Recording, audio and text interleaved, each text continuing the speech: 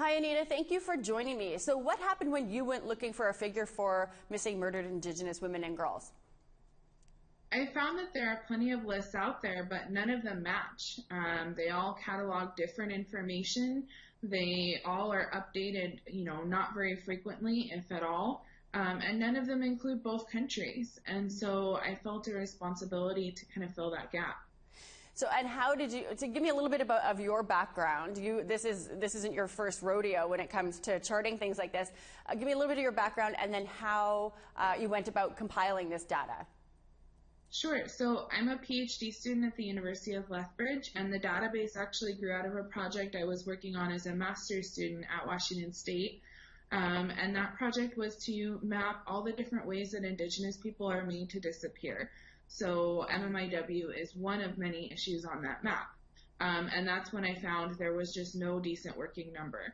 But as a survivor of violence myself, I've been really passionate about this issue for years. And so in that moment when I found that there was just no, reliable data, I felt like as a survivor, if I had been killed and if I hadn't been lucky to get away from my abuser, I would want my story to have meaning and to be part of the effort to make things better for future generations of women and girls. So that's kind of the heart that I bring to the work. So how many women are on this database then? And can you tell us from what year to what year and in what areas? You said both countries. Is it all across the United States and Canada? Yes, it's all across both countries. It's 1900 to the present, but right now about 75% of the data is post-1980 because that's what's more readily available. And the data is now maybe 25,000 if we were to go back to 1900. Sorry, what's the number of women on this database? I missed that part.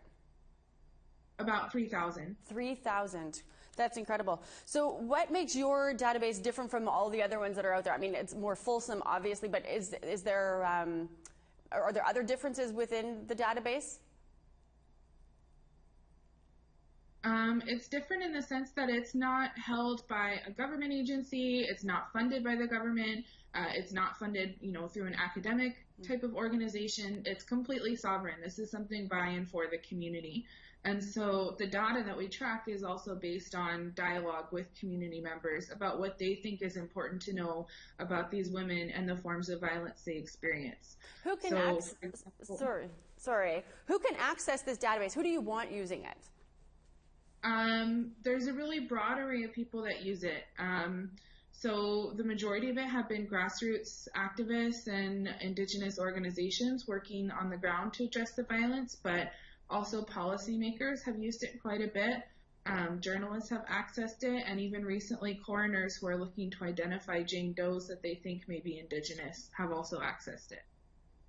And where could we find it? The database website is MMIWdatabase.com, and out of respect for families and the discretion that should be used for this data, it's not posted online. So if anyone's interested in accessing it, all they have to do is email me, and that information is on the site, and we can talk about getting you what you need. Excellent. Well, thank you so much, and congratulations on this. Is a pretty outstanding work. You must be very proud of it, and thanks for sharing these details with us. It's great work. Thank you for having me.